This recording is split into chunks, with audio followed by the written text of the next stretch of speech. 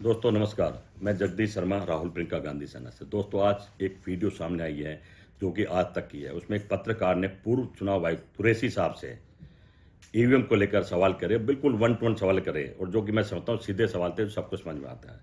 तीन चार क्वेश्चन उन्होंने करा कि क्या जो हम जिस पे शोर मच रहा है कि हर बार ईवीएम में गड़बड़ होती है, तो उन्होंने मना नहीं करा क्या हो सकती है। उन्होंने कहा कि जो आंकड़े देर सवेर 5 दो दिन बाद लेट चुनाव आयोग देता है, जो मिलान नहीं करते हैं, कहते नहीं जब हम चुनाव आयुक्त थे तो उसी टाइम हम शाम तक पर्चे भर भर के सारा दे देते थे, ये भी देखना चाहिए। और उन्होंने कहा कि जब बार बार विपक्ष के लोग आवाज़ उठा रहे हैं, पूरा दल आवाज़ उठा रहा है, पूरा देश कह रहा है कि ईवीएम, इसमें बीजेपी ने भी विरोध करा, मोदी ने विरोध करा, सभी दलों ने लगभग करा है, तो क्यों ना उसको बदल दिया जाए। सवाल का तो बिल्कुल, अगर ऐसी बात तो चुनाव आयोग को जवाब देना चाहिए, जो कि चुनाव आयोग हमेशा टाल देता है सरकार के इशारे पर। और सच बात तो है कि मशीन में गड़बड़ होती है, सब मानते हैं, हर आदमी कह रहा है। तो मोदी जी जब इतने बड़े बाहुबली हैं, इतने अच्छे नेता हैं, विश्व गुरु हैं, पूरा विश्व उनसे थर थर काँप भी रहा है, और सबकी अच्छे काम भी चल रहे हैं, सबके अच्छे दिन भी आ रहे हैं, तो ईवीएम मशीन क्यों नहीं बदलनी चाहिए। आप ही सुनिए वीडियो में क्या क्या कहा है। और मैंने नहीं कहा, चुनाव आयुक्त ने कहा है। जब शक के घेरे में मशीन है तो मैं समझता हूं अगला चुनाव बैलेट पेपर से चुना चाहिए। नहीं, हमें मिलाना भी नहीं है, वो मिलान भी नहीं करना, उसमें गड़बड़ होती है, सरकार मिलाती नहीं है। बैलेट पेपर से मोदी ने कहा था अपना नाम पढ़े लिखे लोग अपना नाम देखते हैं, ठप्पा मारते हैं और वोट देते हैं, जो अमेरिका में भी हो रहा है। निष्पक्ष चुनाव है। मुझे याद है जब हम एजेंट होते थे, बैठते थे काउंटिंग पे, तो अगर एक वो जो मोहर का निशान है लैंड पे, उसको हम डिफाल्टर में डाल के और बाद में तय करा करते कि कितने डिफाल्टर हैं, उसमें आधी बीजेपी आधी कांग्रेस को दे दिया करते, जो इंसाफ और सच्चाई की लड़ाई है।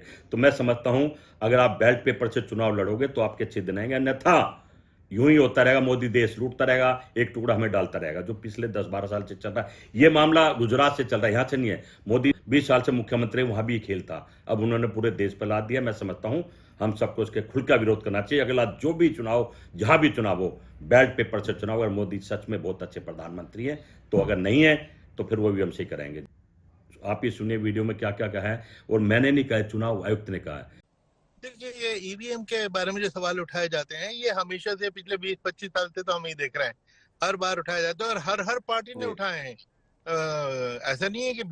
बीजेपी ने तो सबसे ज्यादा उठाया था, 2009 में किताब तक लिख डाली थी। लेकिन एक तो मुझे इसमें हैरानी है कि इस इतने सीरियस इशू पे, जिसपे पूरे नेशन में एक हंगामा हुआ हुआ है, उस पे इलेक्शन कमीशन चुप क्यों है। और जब मेरी जगह तक आपने राय पूछी, कि मेरी राय में इतनी देर होने का कोई मतलब नहीं, क्योंकि हमारे वक्त में भी इलेक्शन होते थे, कभी क्वेश्चन नहीं उठा, कभी जो क्वेश्चन उठाओ और ये हमें।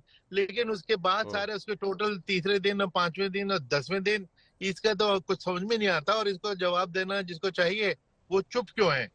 ये चुप्पी उसका राइट नहीं है, आखिर ये में सर। उसको जवाब देना चाहिए। नाम मिसिंग होने का कोई भी कारण हो सकता है, कि गलती से, कंप्यूटर एरर से, या बेईमानी से, जी। किसी की वजह से हो। उसी के को ठीक करने के लिए तो कमीशन कहती है कि भाई आप ऑपोजिशन की हुँ। बात तो सुने, और उनकी जो रीजनेबल लगे उसको फौरन एक्सेप्ट करें, न हो तो आप उनको समझाएं। ठीक है। मैं समझता हूँ दोनों पार्टी रीजनेबल है, और बातचीत से सब कुछ निपट सकता है। एक तो ये कि अगर जितना अब इसके ऊपर डाउट हो गया और पूरे हिंदुस्तान की डेमोक्रेसी पे हिंदुस्तानियों को शक होने लगे, तो एक बार 100% भी काउंट कर दें, ये इलेक्शन कमीशन चैलेंज करके कि भाई हम तुम्हारे लिए 100% एक बार कर रहे हैं,